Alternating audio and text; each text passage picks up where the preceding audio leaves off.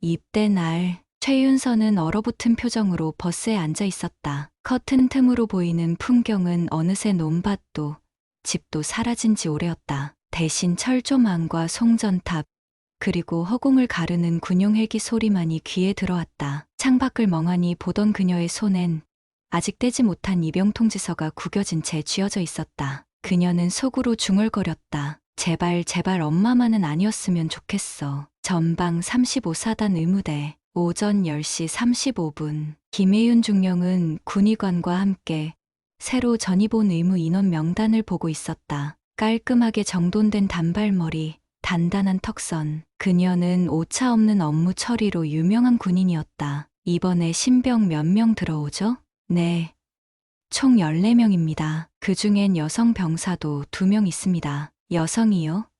혜윤의 눈이 찡긋 떨렸다. 그 순간 문이 열리고 후임 간호부사관이 명단을 전달했다. 혜윤은 습관처럼 명단을 훑다가 그 중 하나에 시선이 멈췄다. 최윤서 2004년 6월 12일생 여성 이등병. 손끝이 떨렸다. 눈동자가 흔들렸다. 입꼬리는 단단히 다물었지만 숨결은 명확히 흐트러졌다. 왜 여기에? 오랫동안 만나지 못했던 이름, 자신의 딸의 이름이었다. 부대 앞 신병훈련소 앞마당, 군용 트럭이 멈추고 신병들이 하나둘 내렸다. 윤서는 군복이 아직 몸에 익지 않아 어색한 걸음으로 천천히 발을 내디뎠다. 눈앞의 건물들, 삭막한 흙바닥, 먼지와 땀 냄새, 그리고 낯선 군인들의 고함 소리, 그 모든 걸 위로 한 시선이 조용히 그녀를 향하고 있었다. 김혜윤.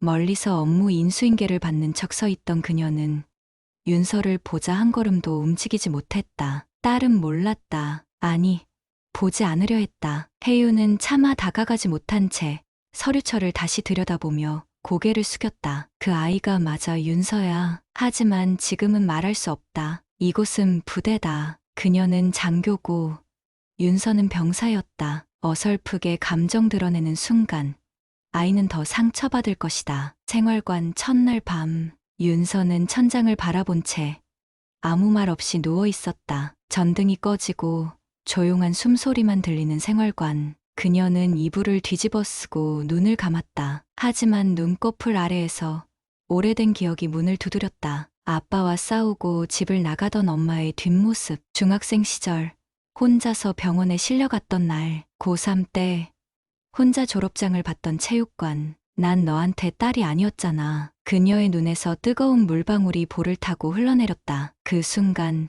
생활관 복도 한쪽에서 또 다른 그림자가 조용히 멈춰섰다. 간호장교 김혜윤. 그녀는 조용히 그 방 안 불 꺼진 문을 바라보며 한참 동안 서 있었다. 말도 하지 못하고 닿지도 못한 채 딸이 있는 그 방 앞에서 그녀는 수없이 삼켰던 말 하나를 속으로 되뇌고 있었다. 윤서야 미안하다. 엄마가 여기 있어. 이튿날 아침 기상 나팔이 울리자 생활관은 일제히 분주해졌다. 신병들은 허둥지둥 침낭을 개고 전투복을 입고 고무줄에 머리를 묶으며 아침 점호 준비를 했다. 윤서도 마찬가지였다. 군대라는 낯선 공간에서 어쩔 줄 몰라 하며 서둘러 복장을 정리했지만 눈은 여전히 부은 채였다. 밤새 잠을 이루지 못한 듯 그녀의 눈동자는 충혈돼 있었다. 점호 시간. 고참 조교가 호통을 치며 이름을 부르기 시작했다. 최윤서 이병. 네.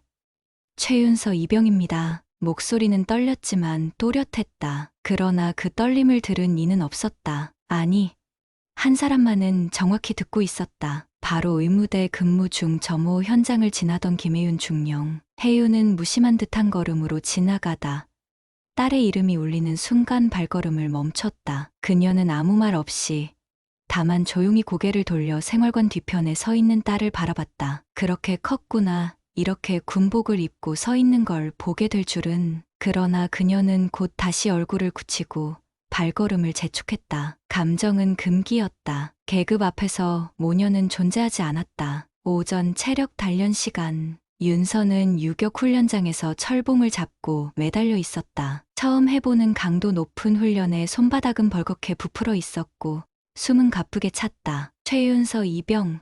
팔꿈치 더 접어. 네.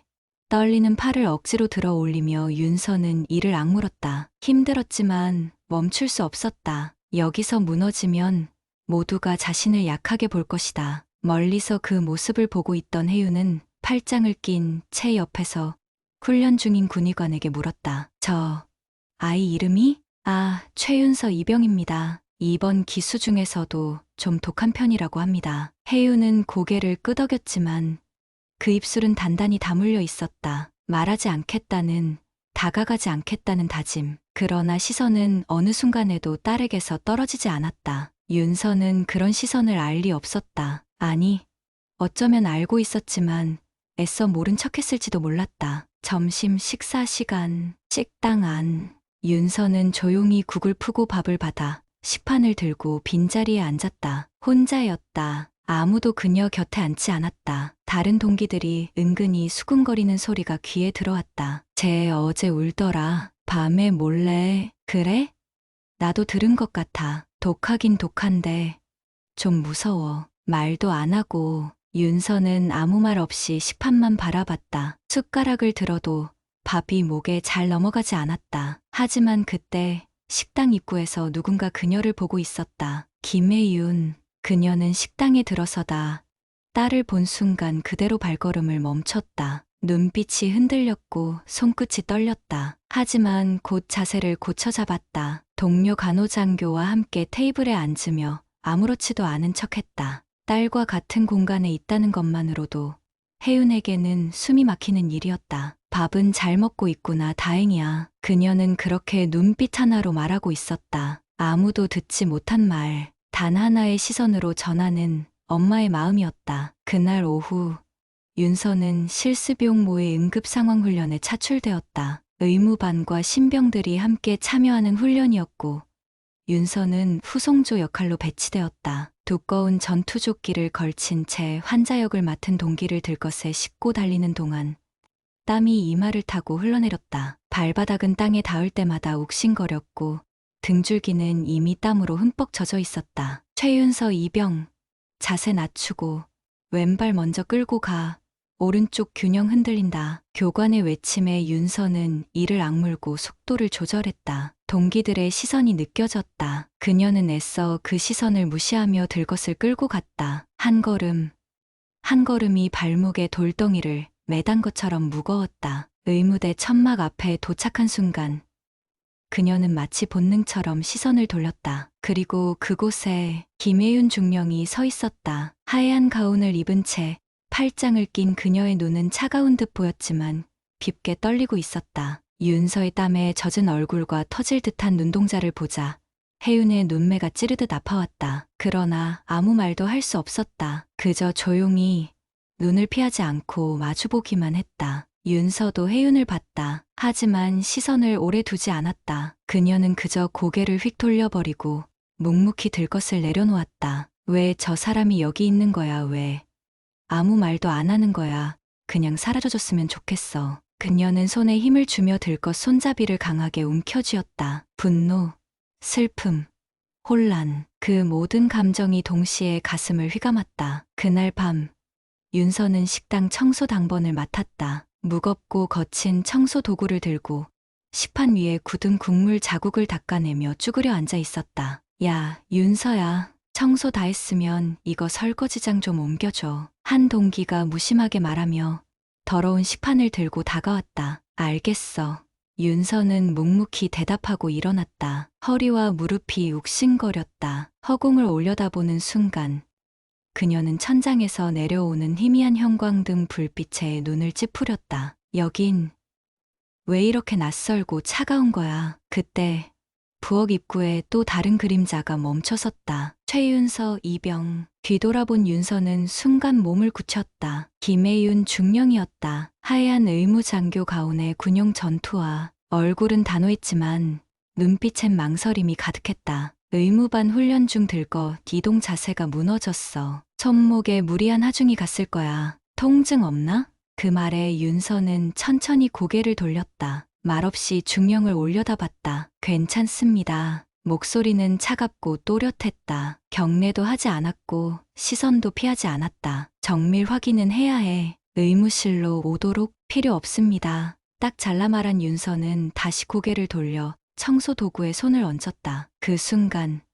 혜윤의 손이 순간적으로 멈칫했다. 입술이 떨렸고 한 걸음 다가가려던 발끝이 결국 멈춰섰다.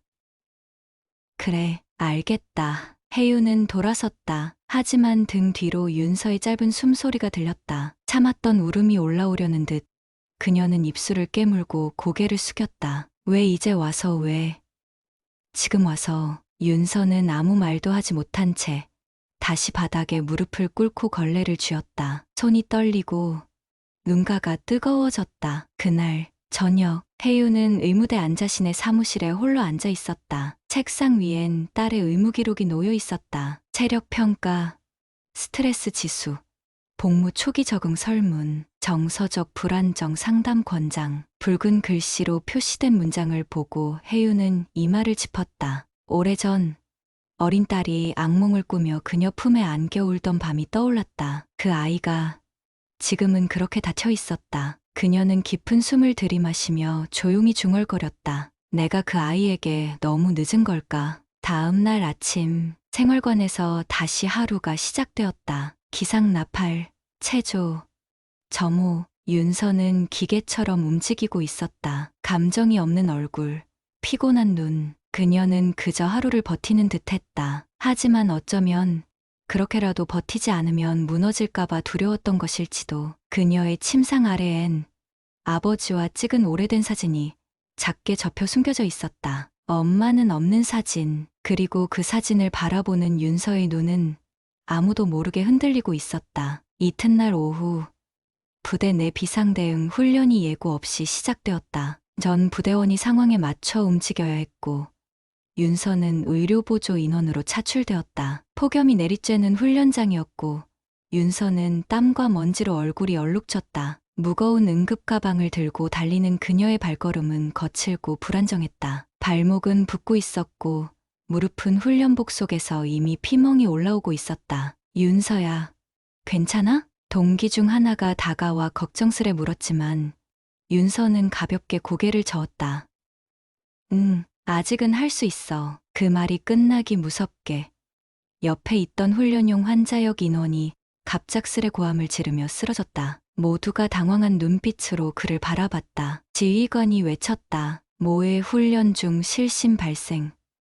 실전 대응으로 전환, 의무반 호출. 그 목소리가 울리자마자 윤서는 반사적으로 무릎을 꿇고 환자에게 달려갔다. 하지만 손이 떨렸다. 그의 맥박을 짚으며 심호흡을 하려 했지만 손끝이 말을 듣지 않았다. 그 순간 그녀의 등 뒤로 발걸음 소리가 조용히 다가왔다. 최윤서 이병, 물러나. 나직은 차갑고 낮은 목소리였다. 김혜윤 중령이었다. 혜윤은 이미 구급 키트를 열고 환자의 상태를 빠르게 파악하고 있었다. 윤서는 얼어붙은 채 숨조차 제대로 쉬지 못하고 있었다. 혜윤이 지시했다. 맥박수 보조 확인, 동공 반응 측정, 호흡수 측정, 움직여. 그 말에 윤서는 깜짝 놀라며 고개를 끄덕이고 움직이기 시작했다. 손끝은 아직 떨리고 있었지만 그녀는 입술을 앙다물고 집중했다. 그 순간 두 사람의 손끝이 잠시 스쳤다. 찰나였지만 윤서는 화들짝 놀라 손을 걷었다. 죄송합니다. 작게 중얼이는 그녀의 말에 혜윤은 대답하지 않았다. 그저 다시 환자에게 집중하며 말없이 행동으로 지시를 이어갔다. 잠시 후 상황이 종료되고 환자가 후송되자 혜윤은 조용히 말없이 윤서를 바라보았다. 윤서는 눈을 피하지 않았다. 단단하게 굳은 눈동자로 혜윤을 마주보았다. 그 눈엔 분노도 서운함도 끝없는 질문도 담겨 있었다. 하지만 혜윤은 아무 말도 하지 않았다. 그저 잠시 정말 짧은 순간 그녀의 입술이 떨렸고 말하지 못한 수많은 이야기들이 입술 끝에서 맴돌다 사라졌다. 훈련 종료. 윤서 이병은 의무반 복귀 전에 손목 검사받고 복귀해. 그 말만 남긴 채 혜윤은 등을 돌려 천천히 걸어갔다. 윤서는 그 뒷모습을 바라보며 가슴 깊은 곳에서 무언가가 울컥 올라오는 걸 느꼈다. 그 사람은 왜 아무 말도 하지 않는 거야. 내가 어떤 마음으로 여기 왔는지 모를 리 없잖아. 그날 밤 생활관의 조용한 공기 속 윤서는 침상 위에서 일기장을 꺼냈다. 아무에게도 보여준 적 없는 조그만 노트였다. 그녀는 펜을 들고 조용히 글을 써내려갔다. 오늘 엄마를 또 봤다. 네, 엄마. 김혜윤 중령. 군복이 그렇게 잘 어울리는 사람이었나? 나는 왜 그렇게까지 미워했던 걸까? 왜 아직도 말 한마디도 못하는 걸까? 글을 쓰던 그녀의 손이 멈췄다. 펜 끝이 떨렸고 눈에 뜨거운 무언가가 맺혔다. 왜 그날 나를 두고 갔어요? 왜 한 번도 돌아보지 않았어요? 나는 그저 딸이었을 뿐인데. 그 시각 혜윤 역시 자신의 사무실에서 혼자 남아 있었다. 손에 쥔 건 오래전 윤서가 초등학생이던 시절 그려준 어설픈 그림 한 장. A사용지에 크레파스로 그린 엄마와 나 그림. 그 속에 엄마는 웃고 있었고 딸은 해맑았다. 혜윤은 그림을 조용히 손끝으로 쓸었다. 윤서야, 내가 널 지켜야 했는데 미안해. 그때 왜 그 말 한마디를 못했을까? 그녀는 다시 입을 다물고 눈을 감았다. 사무실 밖 복도에는 정막만이 흐르고 있었다. 그리고 그 두 사람의 마음 사이엔 누구보다 가까운 거리인데 그 어느 때보다 멀게 느껴지는 침묵만이 감돌고 있었다. 다음 날 오전, 윤서는 체력 훈련에 투입됐다. 헬멧을 쓴 채 완전 무장을 하고 군장까지 메고 뜀걸음을 반복하는 훈련이었다. 시멘트 바닥 위를 달릴 때마다 발바닥에 고통이 느껴졌다. 그녀는 숨을 들이마시고 뱉으며 묵묵히 뛰었다. 주변 동기들이 숨을 헐떡이며 주저앉을 때도 윤서는 한 걸음 더 앞으로 나아갔다. 지금 멈추면 무너질 것 같았다. 그래도 무릎이, 폐가, 심장이 아파오더라도 움직이고 싶었다. 아니, 움직여야만 했다. 그녀는 자신도 모르게 속삭였다. 괜찮아, 아직은 버틸 수 있어.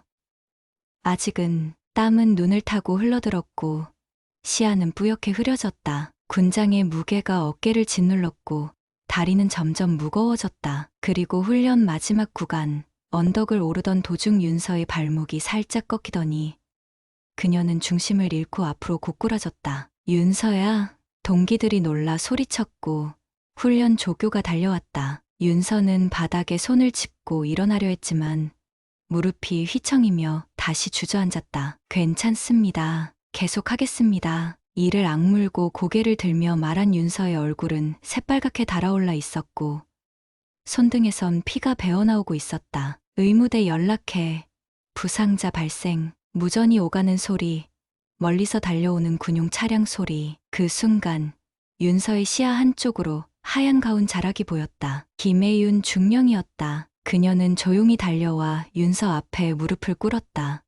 윤서야. 조심스럽고 떨리는 음성이었다. 그러나 그 이름 하나에 윤서는 숨을 삼켰다. 지금은 환자입니다. 이름 부르지 마세요. 냉정하고 또렷한 목소리로 윤서는 똑바로 그녀를 바라보며 말했다. 혜윤의 손끝이 멈칫했다. 그녀는 그 말에 대답하지 않고 조심스럽게 윤서의 무릎을 살폈다. 골절은 아닌 것 같지만 인대에 손상 가능성 있어. 들 것으로 이송해. 혼자 걸을 수 있습니다. 윤서는 무릎을 꿇고 있던 자세에서 몸을 일으켜 세우려 했다. 그러나 균형을 잃고 비틀거렸다. 순간 혜윤이 그녀의 팔을 붙잡았다. 짧은 접촉, 그리고 다시. 윤서는 그 손을 가볍게 뿌리쳤다. 손대지 마세요. 그녀의 눈빛은 단호했다. 혜윤의 눈동자가 미세하게 떨렸다. 알겠다. 혜윤은 조용히 한 걸음 뒤로 물러섰다. 잠시 후 들것에 실려 의무대에 도착한 윤서는 응급치료를 받으며 의무반 침대 위에 누워 있었다. 붕대가 감긴 발목, 멍든 무릎, 그리고 말라붙은 피. 혜윤은 차트를 들고 다가왔다. 그러나 침대 곁에 서서도 한참 말을 잇지 못했다. 윤서는 침대 위에서 창밖만 바라보고 있었다. 눈빛은 텅 비어 있었다. 윤서야. 아니, 최이병. 고통이 심하면 진통제 추가할게. 필요 없습니다. 짧고 단호한 대답. 혜윤은 무겁게 고개를 끄덕였다. 다 나으면 다시 훈련 투입될 수 있을 거야. 근육 회복 잘 되면. 그런 말하러 오신 겁니까? 윤서의 목소리는 낮고 조용했지만 안에 담긴 울분은 너무도 분명했다. 아니, 그게 아니라 나는. 혜윤은 더 말을 잇지 못하고 고개를 숙였다. 그리고 한참 후에야 조용히 말을 이었다. 윤서야. 그날 너를 혼자 두고 나간 건 그 얘기 지금 하지 마세요. 여기선. 제발. 윤서의 목소리에 섞인 떨림. 그녀는 입술을 꼭 깨물며 눈을 질끈 감았다. 혜윤은 한숨을 삼켰다. 마음속에 쌓아둔 말들은 너무 많았지만 지금은 아무것도 꺼낼 수 없었다. 알겠다. 오늘 치료 끝나면 이건 꼭 챙겨 먹어. 혜윤은 약봉투를 내려놓고 천천히 돌아섰다. 그녀가 문을 열고 나가려던 순간 윤서가 조용히 입을 열었다. 왜 지금 와서 그러세요? 혜윤은 걸음을 멈췄다. 등 뒤에서 들려온 그 말은 너무도 조용했지만 심장을 울렸다. 왜 이제야 엄마 노릇하는 척 하시냐고요. 문득 혜윤의 눈에 눈물이 맺혔다. 그러나 그녀는 그 눈물을 보이지 않기 위해 그대로 문을 열고 밖으로 나갔다. 그 문이 닫히는 소리가 너무도 무겁게 울렸다. 밤이 깊었다. 의무대 조명은 희미하게 깜빡이고 있었고 바깥은 훈련장 정리 소리로 적막했다. 윤서는 침대에 누운 채 이불을 가슴 위까지 끌어올리고 있었다. 몸보다 더 아픈 건 마음 깊숙한 곳에서 휘몰아치는 감정의 파도였다. 문득 누군가가 조용히 문을 열고 들어왔다. 그녀는 눈을 감은 채 누워 있었지만 발소리로 단박에 누구인지 알 수 있었다. 김혜윤 중령. 그녀였다. 혜윤은 윤서 곁으로 다가와 조심스럽게 이불 가장자리를 살짝 정리해 주었다. 윤서는 눈을 떴다. 지금 몇 시인 줄 아세요? 그녀의 목소리는 낮았고 담담했다. 그러나 그 안에는 여전히 사귀지 못한 울분이 서려 있었다. 혜윤은 조용히 숨을 들이쉬며 앉았다. 자고 있을까 망설였어. 그런데 오늘은 그냥 꼭 해야 할 말이 있어서. 윤서는 시선을 창밖으로 돌렸다. 눈빛은 멍하니 허공을 응시하고 있었다. 말씀하셔야 한다면 어차피 듣게 되겠죠. 잠시 정적. 혜윤은 그 틈에 조심스레 말을 꺼냈다. 너 5살 때 내가 아프다고 울던 날 기억해. 밤새 열이 39도를 넘겼는데도 병원도 못 가고 널 안고 이불만 덮었었지. 그날 새벽 너 손이 내 볼을 만졌어. 아프다고 말도 못하고 눈으로만 나를 부르던 너를 나는 그냥 안고 울었어. 그 말에 윤서의 눈동자가 미세하게 흔들렸다. 그날이 마지막이었죠. 내가 엄마라는 존재를 느낄 수 있었던 건. 혜윤은 시선을 내렸다. 윤서야, 나도 무너졌어. 너를 두고 가는 비행기 안에서 정신이 나간 사람처럼 울기만 했어. 근데도 돌아올 수 없었어. 그때 난 그래서 이제 와서 중령 계급장 달고 내 앞에 나타난 거예요? 윤서가 고개를 돌려 그녀를 바라봤다. 눈가에는 눈물이 고여 있었지만 목소리는 여전히 날카로웠다. 그땐 아무것도 해줄 수 없었고 지금은 계급이 있으니 보호해줄 수 있다. 그런 생각이에요. 혜윤은 손을 무릎 위에 올리고 손가락을 꼭 쥐었다. 떨림을 감추려는 듯. 아니야. 계급 같은 건 상관없어. 난 단지 너무 늦게 온 게 미안해서 그 말 하나 하려고 왔어. 윤서는 속삭이듯 말했다. 미안하단 말 너무 쉽게 하네요. 근데 엄마 난 그 말을 들으려고 여기 온 게 아니에요. 혜윤의 눈이 커졌다. 그럼 왜 왔는데?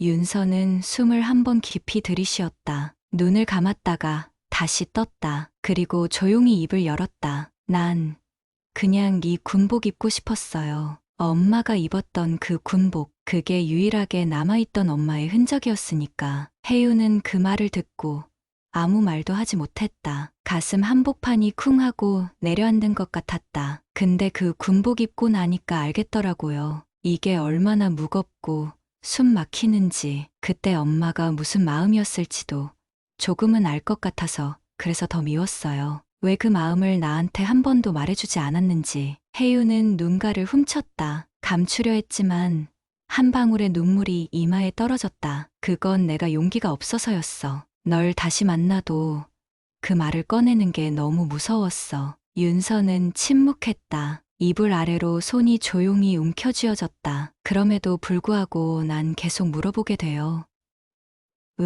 왜 나를 그날 혼자 두고 갔는지, 왜 그 이후로 단 한 번도 나를 찾지 않았는지.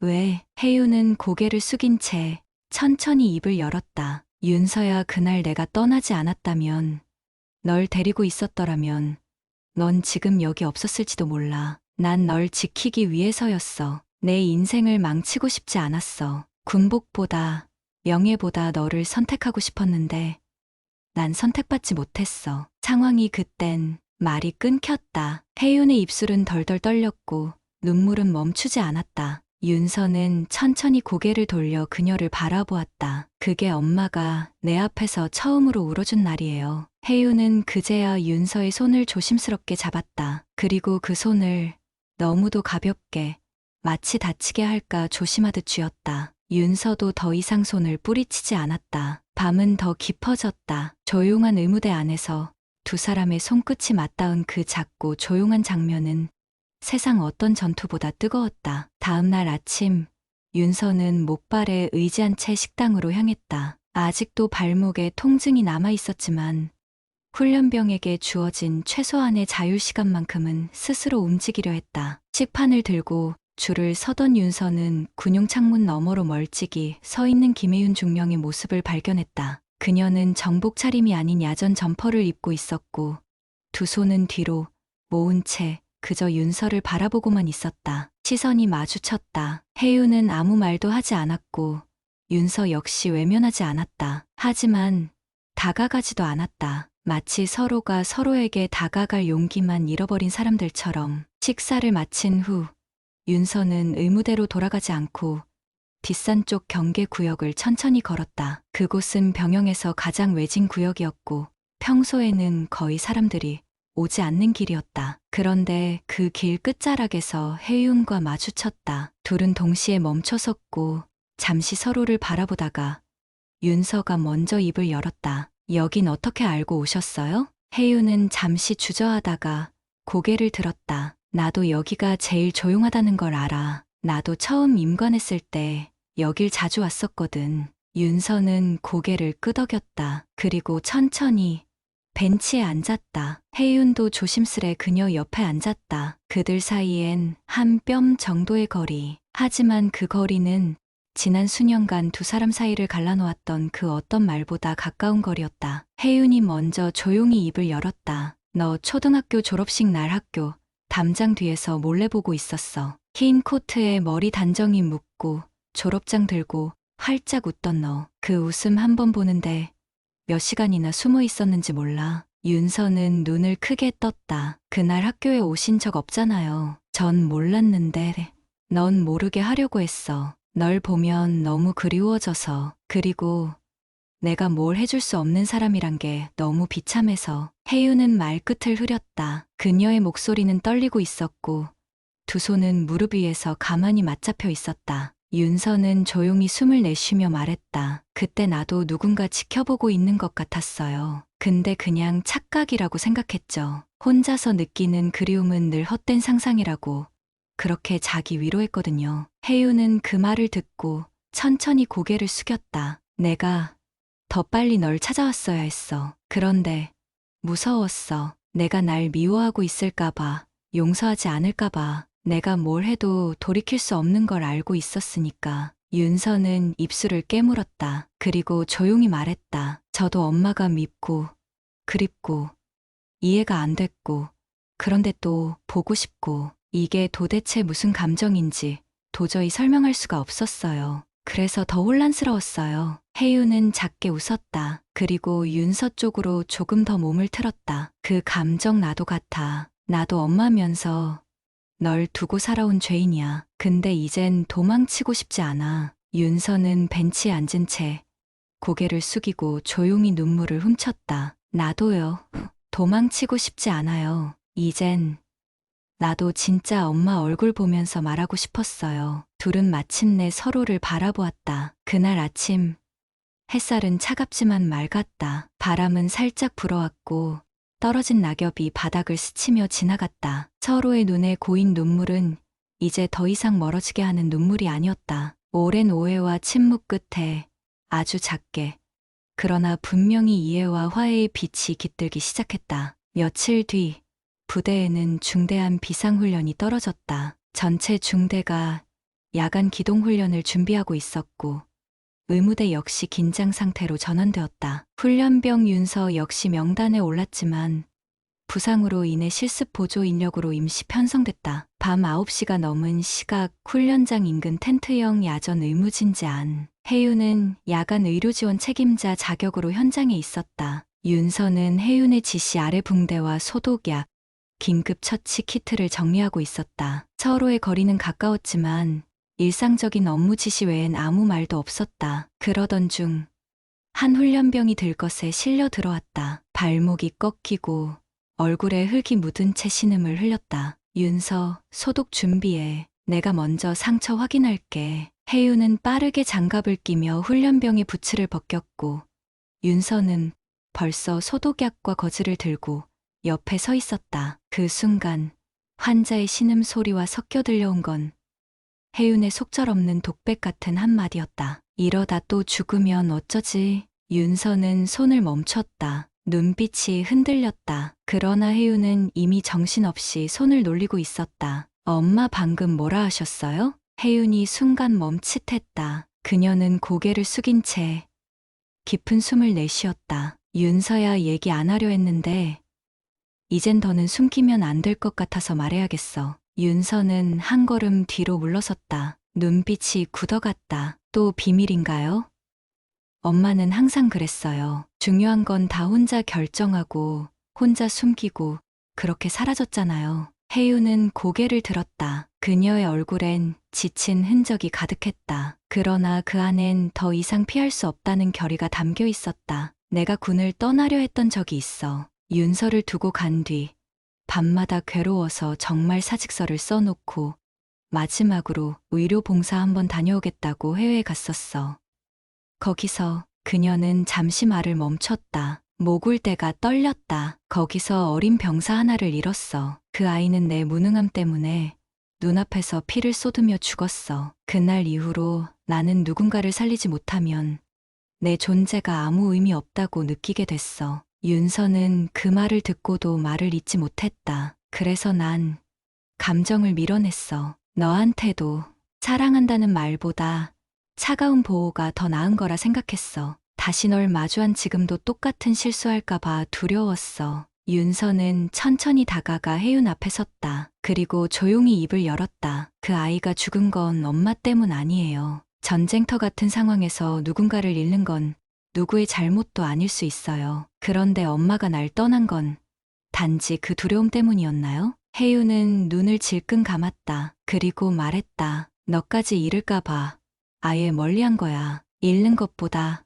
스스로 떠나는 게 덜 아프다고 그렇게 착각했어. 윤서는 입술을 깨물었다. 그녀의 눈가엔 다시금 눈물이 고였다. 근데 엄마 그게 더 아팠어요. 난 매일 엄마를 잃었어요. 안 계신 날마다 조금씩 죽는 것 같았어요. 말이 끝나자 야전 텐트 안은 적막해졌다. 멀리서는 야간 훈련 구령 소리가 희미하게 들렸고 밖에선 바람이 모래를 훑는 소리만 잔잔하게 들렸다. 혜윤은 천천히 손을 뻗어 윤서의 어깨에 올렸다. 그리고 아주 조심스럽게 끌어안았다. 처음이었다. 이토록 가깝게 모녀가 서로의 체온을 느낀 것은. 미안하다 윤서야. 정말 미안하다. 그 말에 윤서는 그동안 참아온 울음을 터뜨렸다. 가슴 속에 쌓여있던 응어리가 와르르 무너졌다. 밤하늘 위로 별이 하나 둘 떠올랐다. 의무 텐트 안에서 울음 삼키는 소리는 어느 전쟁보다 깊고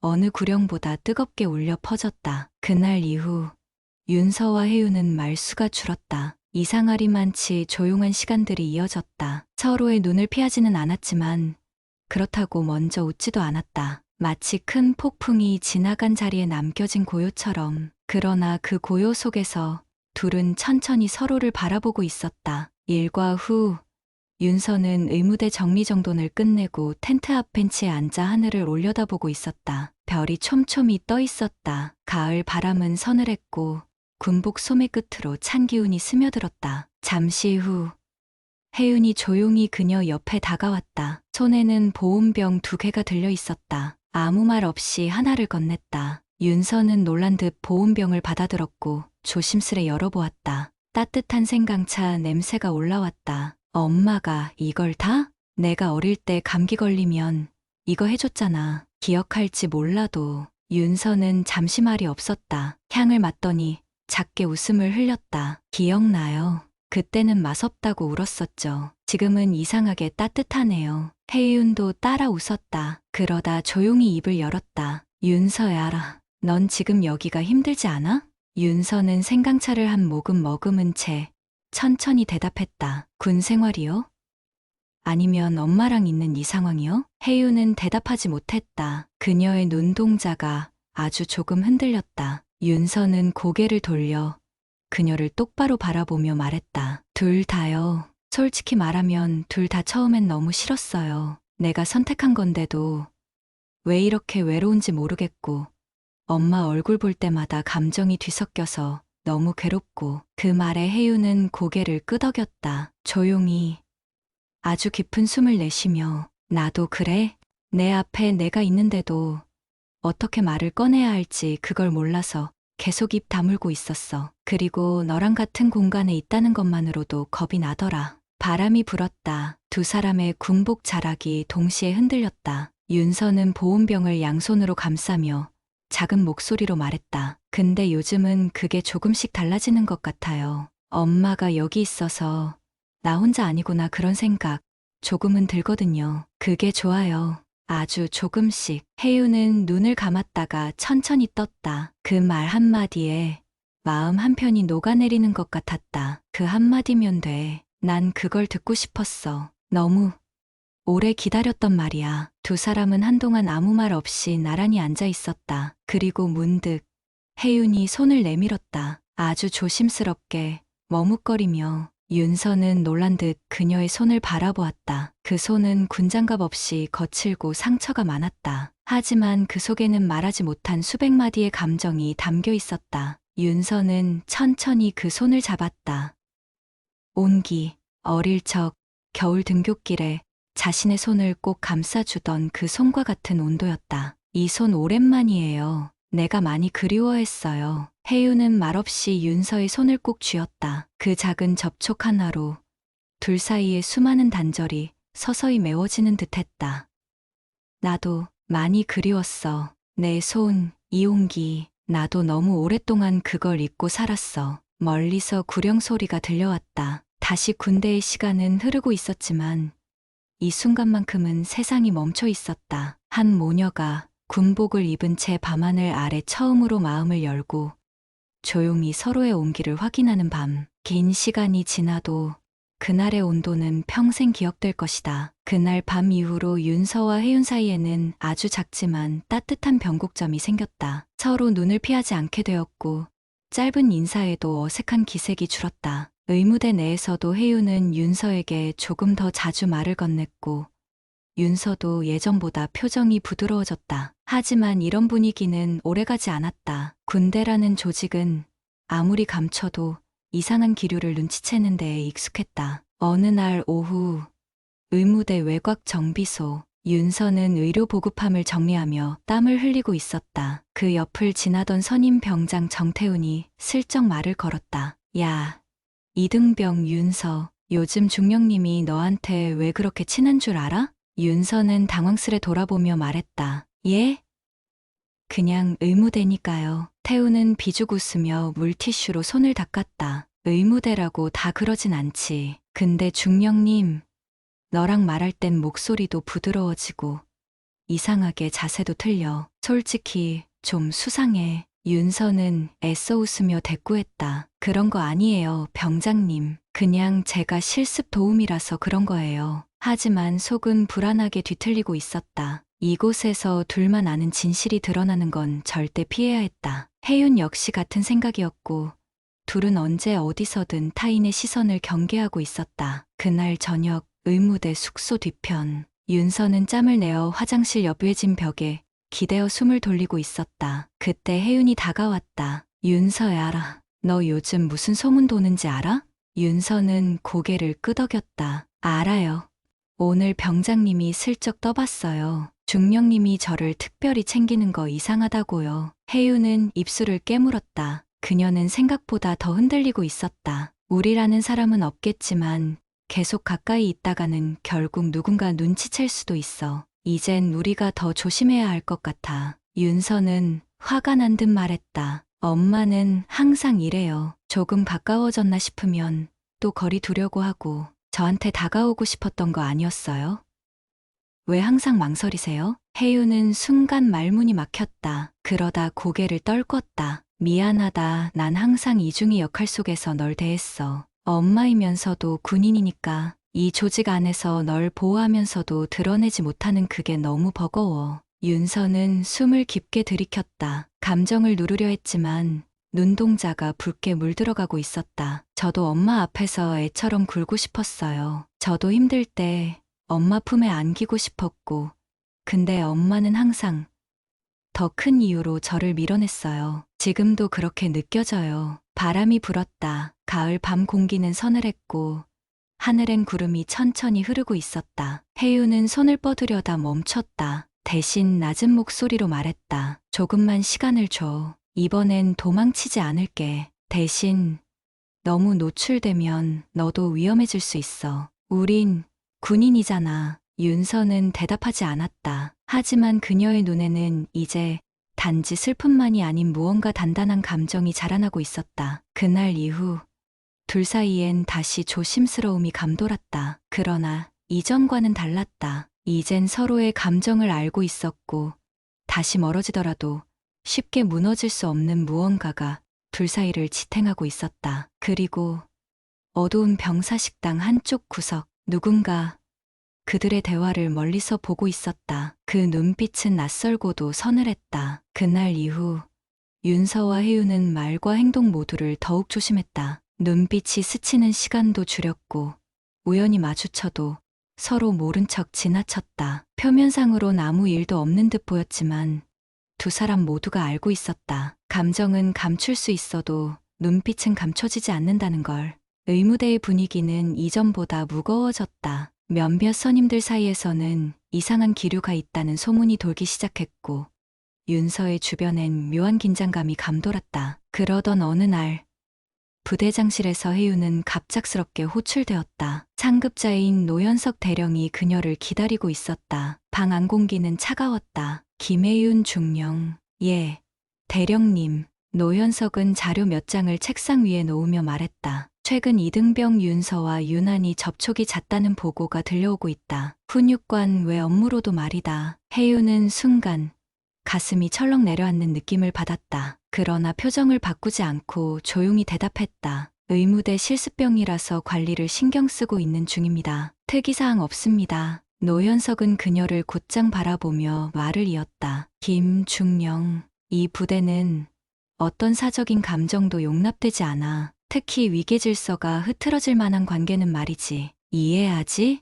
그 말은 경고였다. 증거는 없지만 의심이 싹트기 시작한 것이다. 그날 밤 혜윤은 잠도 이루지 못한 채 사무실에 앉아 있었다. 문득 윤서가 걱정되었다. 그녀는 위험한 선 위를 걷고 있었고 그 끝은 둘 중 누구에게도 안전하지 않았다. 다음 날 아침 윤서는 훈련장을 마치고 돌아오던 중 예기치 않게 고참 하나에게 불려나갔다. 정태훈 병장이었다. 야, 요즘 중령님이랑 무슨 사이야? 그냥 실습이라고 하기엔 너무 특별한데? 윤서는 고개를 들지 못했다. 말 한마디가 조심스러웠다. 별일 없어요. 그런 얘기 자꾸 하시면 곤란합니다. 곤란. 웃기네. 그냥 궁금해서 그래. 혹시 너희 둘 알고 지내던 사이냐? 윤서는 잠시 멈칫하더니 고개를 들고 차분하게 말했다. 그런 얘기 근거 없이 하는 건 명예훼손이에요. 조심하세요. 정태우는 피식 웃고 말았지만 그 눈빛 속에는 무언가를 캐내려는 날카로움이 담겨 있었다. 그날 저녁 의무대 숙소 뒤편에서 다시 마주친 윤서와 혜윤. 윤서는 참지 못하고 먼저 말을 꺼냈다. 누가 중령님한테 뭐라고 한 거예요? 분위기가 이상해요. 제가 잘못했어요? 혜윤은 그녀의 얼굴을 똑바로 바라보며 고개를 저었다. 아니, 내 잘못 아니야. 아무도 잘못한 건 없어. 다만 우리가 이곳에선 무엇을 해도 잘못처럼 보일 수 있어. 윤서는 주먹을 꽉 쥐었다. 그럼 엄마는 이번에도 저를 지키겠다는 이유로 또 거리를 두려는 거예요?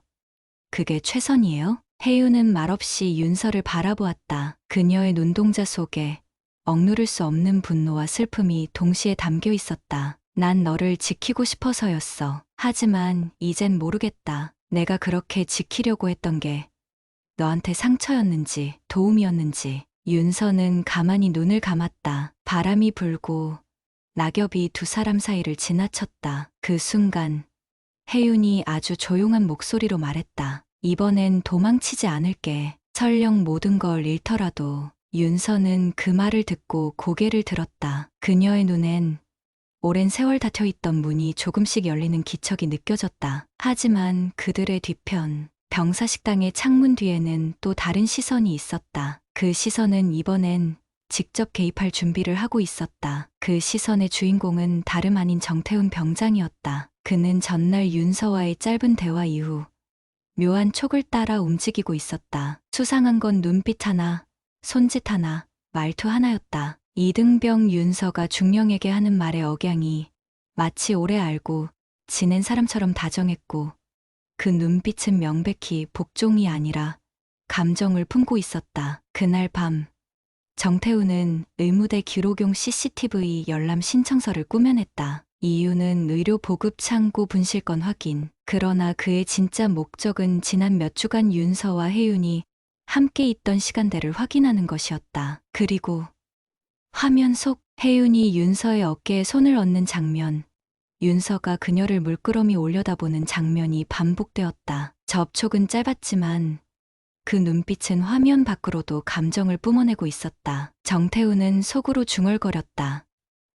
됐어. 이제 빠져나갈 구멍은 없다. 다음 날 그는 정식 보고를 올렸다. 이등병 윤서와 김혜윤 중령 사이에 부적절한 관계가 의심된다는 내용이었다. 문장은 건조했지만 그 안엔 충분히 악의가 들어 있었다. 보고서는 노현석 대령의 손에 들어갔다. 그는 정적이 가득한 회의실 안에서 종이를 내려다보며 잠시 아무 말도 하지 않았다. 확실한 증거는 아니군. 그러나 이미 부대 내에 소문은 퍼졌습니다. 병사들의 신뢰가 흔들릴 수 있습니다. 정태훈은 침착하게 말을 이었다. 공식 조사를 요청합니다. 그 말은 칼날이었다. 그리고 칼날은 곧 윤서와 혜윤을 향해 겨눠질 것이다. 그 시각 의무대 식당. 윤서는 밥을 거의 먹지 못하고 수저만 굴리고 있었다. 그녀의 눈빛은 초조했고 주위의 병사들이 자신을 보는 시선이 예전 같지 않음을 감지하고 있었다. 그때 혜윤이 다가왔다. 식판도 없이 말이다. 윤서, 잠깐 나 좀 볼래? 윤서는 조용히 고개를 끄덕였다. 두 사람은 아무 말 없이 의무대 뒤편, 조용한 체력 단련장 뒤로 향했다. 무슨 일이에요?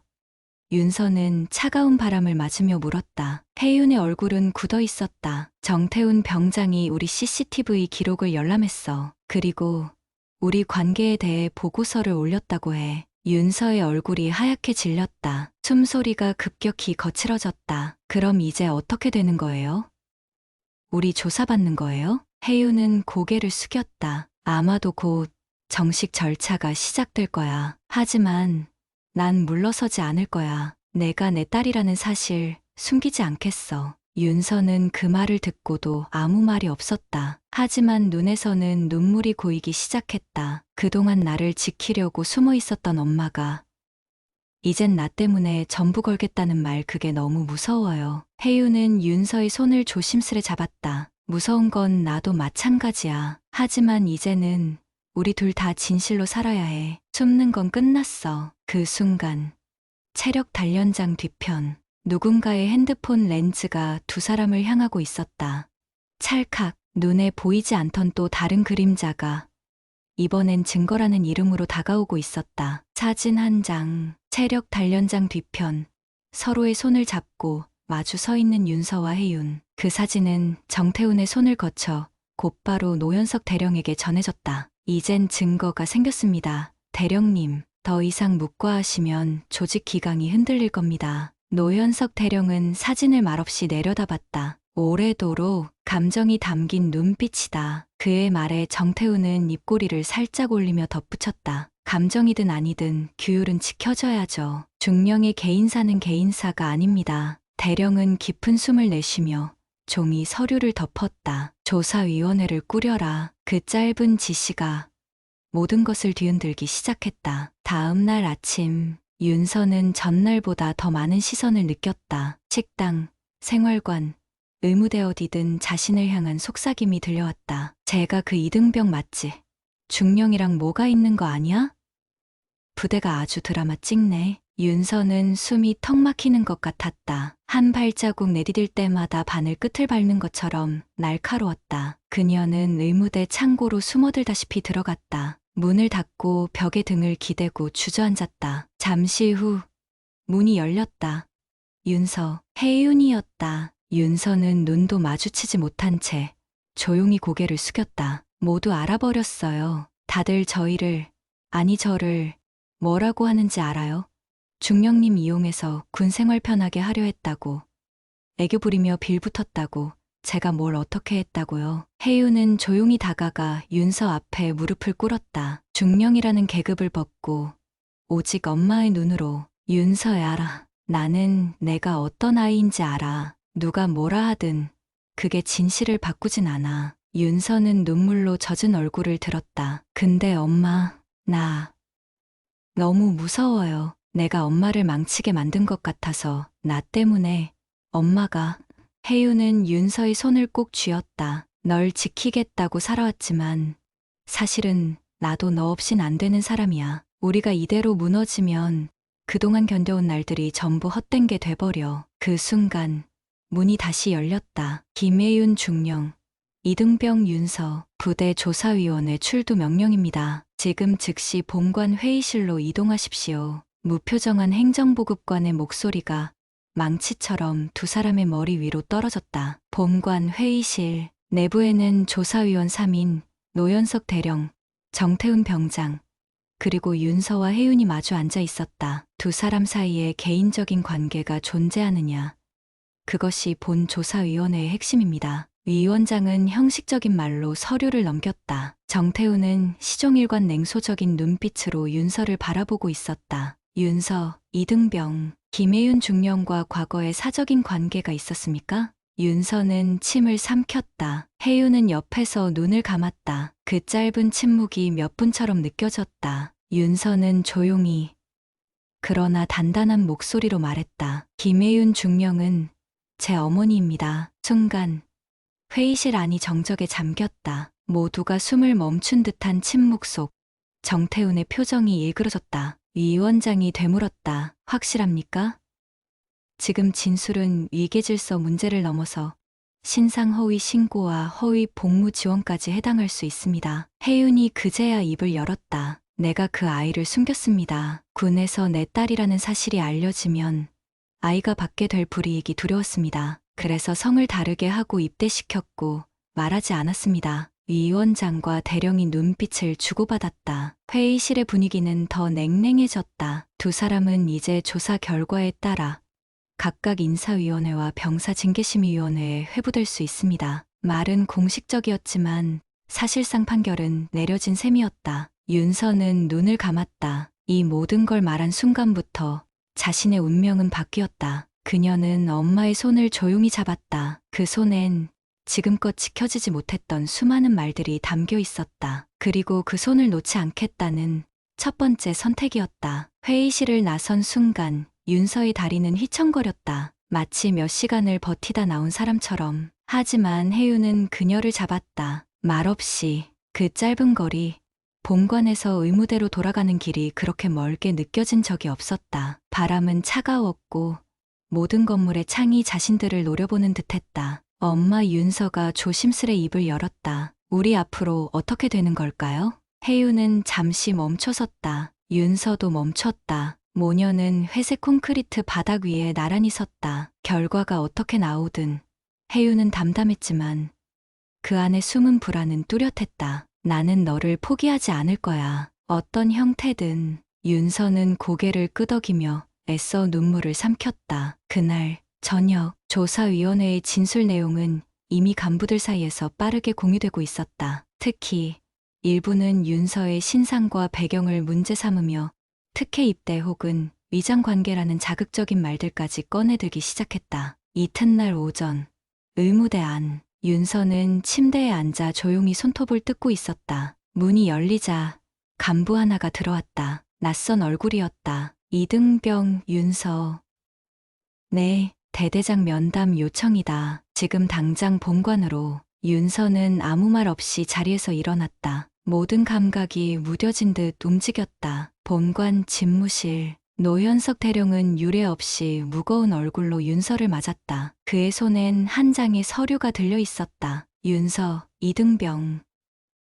예, 조사위원회는 아직 결론을 내지 않았다. 그러나 내부에서 당신의 입대 경로와 신상 관련 의혹에 대한 정식 조사가 추가로 요청됐다. 윤서는 고개를 들었다. 그 눈엔 분노보다 놀라움이 먼저 떠올랐다. 그건 제가 입대한 건 정식 절차를 거쳤습니다. 모든 서류, 검사, 면접까지 저 규정 어긴 적 없어요. 노 대령은 조용히 말했다. 나는 내 말을 믿는다. 하지만 이건 단지 절차의 문제가 아니야. 사람들은 감정에 따라 움직이고 의심하고 몰아붙이지. 윤서는 이를 악물었다. 정태훈 병장이죠?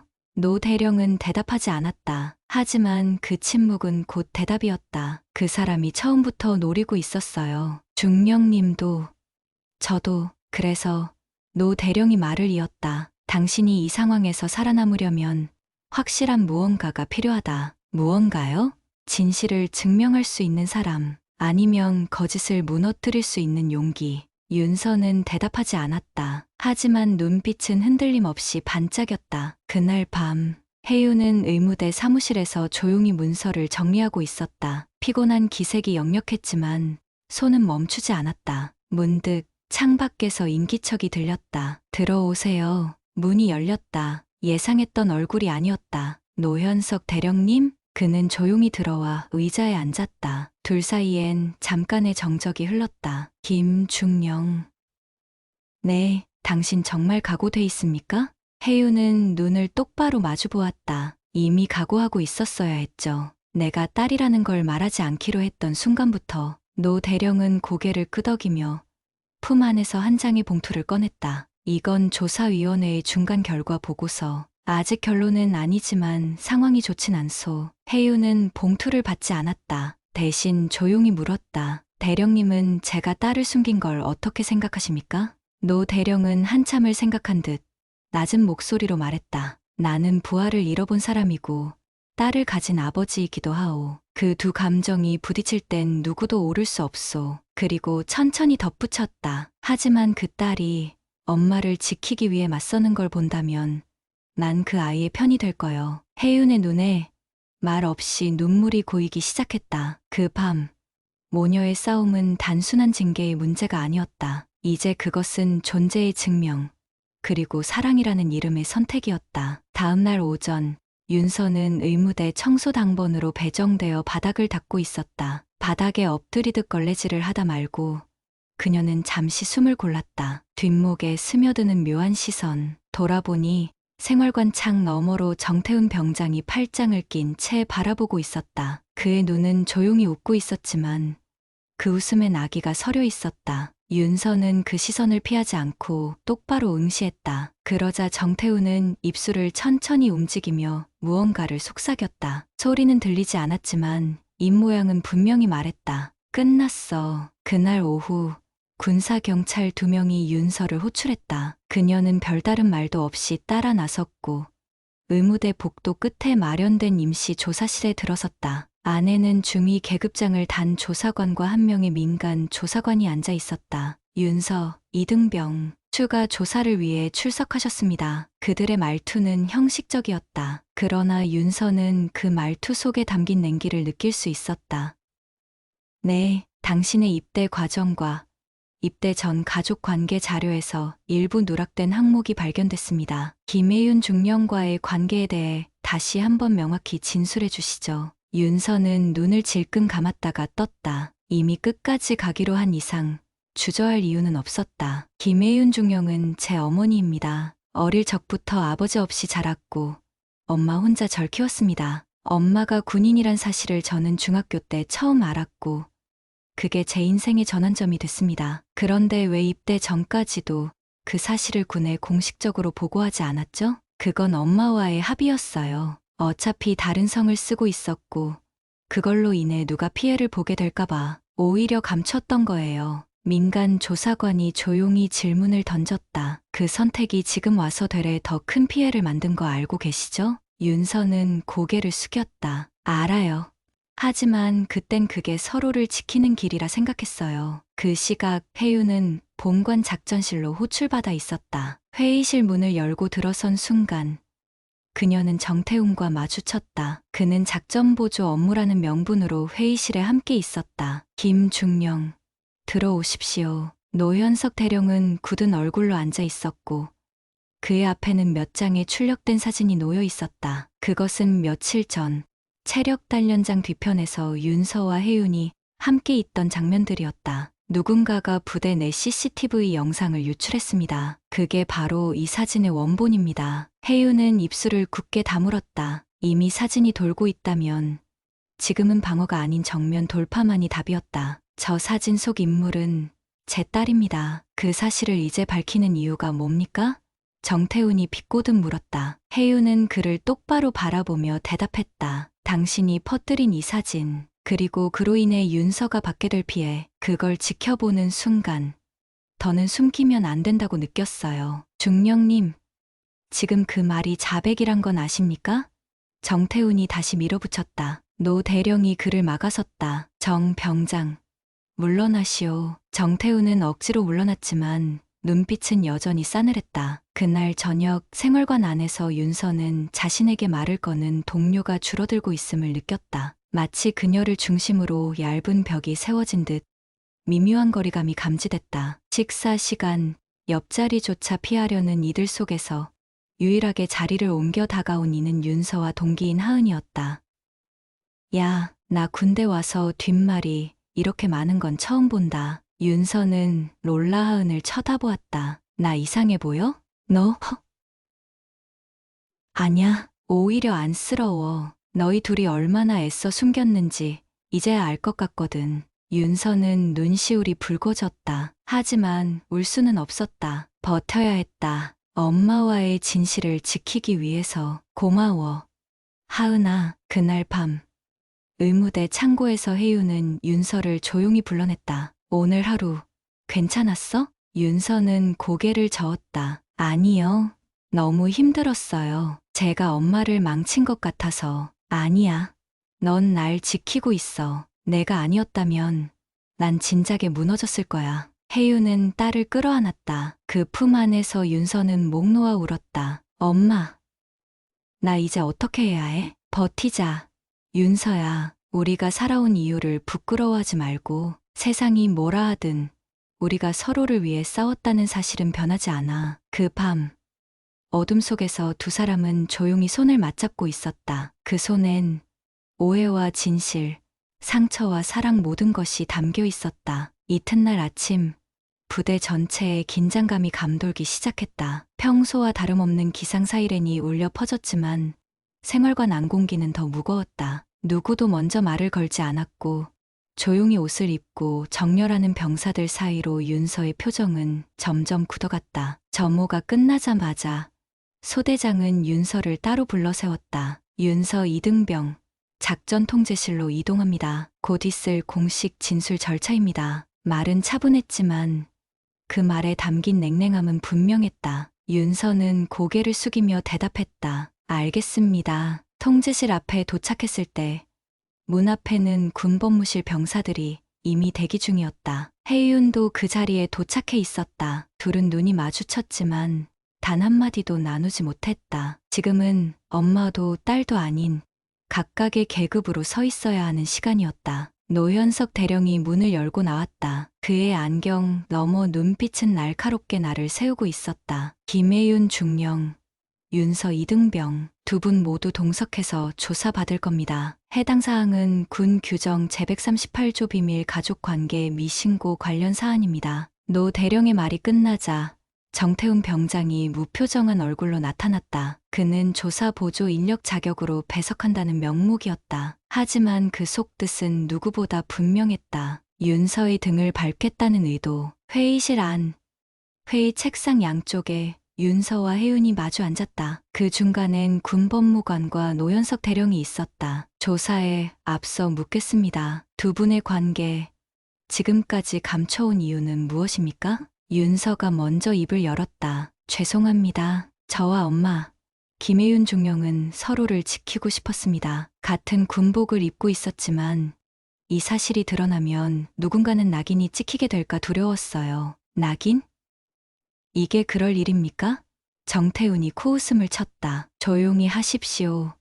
병장, 노 대령이 단호히 제지했다. 혜윤이 입을 열었다. 저 역시 숨긴 걸 인정합니다. 하지만 그건 부정이 아닌 보호였습니다. 딸의 삶을, 그리고 제 군 생활을 동시에 지키기 위한 선택이었습니다. 그 선택으로 인해 발생한 후폭풍에 대해 책임지실 준비는 되어 있습니까?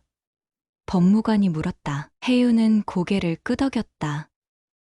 예, 어떤 조치도 감수할 각오가 되어 있습니다. 윤서는 그 말을 듣는 순간 숨이 멎는 듯한 아픔을 느꼈다. 엄마가 자신 대신 죄를 짊어지려 하고 있었다. 아니요, 책임은 절반이 아니라 전부 제 몫입니다. 제가 시작했어요. 그때였다. 문이 벌컥 열렸다. 전혀 예상치 못한 얼굴이 들어섰다. 바로 윤서의 중대장, 박진우 대위였다. 실례합니다. 지금 이 조사에 관련된 추가 진술이 있습니다. 대위님, 이건 노현석 대령이 당황한 얼굴로 말했지만 박 대위는 곧장 윤서 쪽으로 시선을 돌렸다. 제가 봤습니다. 그날 체력단 연장 뒤편 두 사람이 나눈 대화와 태도는 어떤 부적절함도 없었습니다. 조사실 안공기가 일순간 얼어붙었다. 정태훈은 눈을 부릅뜨고 박진우를 노려보았다. 그걸 누가 판단합니까? 상식이 판단합니다. 감정이 아닌 사실로. 그들은 단지 가족이었습니다. 그날 밤 생활관으로 돌아온 윤서는 침상에 앉은 채 손을 떨었다. 머릿속은 하얘졌고 복잡한 감정이 들끓었다. 그때 누군가 그녀의 손에 작은 쪽지를 쥐어줬다. 익숙한 손, 하은이었다. 읽어봐. 윤서는 손을 펼쳤다. 거기엔 짧은 글이 적혀 있었다. 너 지금 너무 멋있다. 난 내 편이야. 윤서는 천천히, 아주 조용히 웃었다. 그래도 이 군대에서 누군가는 자신을 사람으로 봐주고 있다는 걸 느꼈다. 그 웃음 너머로 혜윤이 조용히 생활관 뒤쪽에서 딸의 모습을 바라보고 있었다. 한동안 아무 말 없이 그저 그 모습만을 눈에 담았다. 이른 새벽, 어둠이 채 거치지 않은 부대의 풍경은 고요했지만 윤서의 머릿속은 폭풍이 휘몰아치고 있었다. 전날 조사 이후에도 그녀는 한숨도 자지 못한 채 침상에서 눈만 감고 있었다. 귀에 남은 건 박진우 대위의 단호했던 말과 정태훈의 싸늘한 시선뿐이었다. 아직은 조용했다. 하지만 곧 이 고요함은 깨질 터였다. 그날 오전 회의실에서 다시 소집된 회의가 있었다. 이번에는 부대 보안 책임자와 군 정보병과 장교까지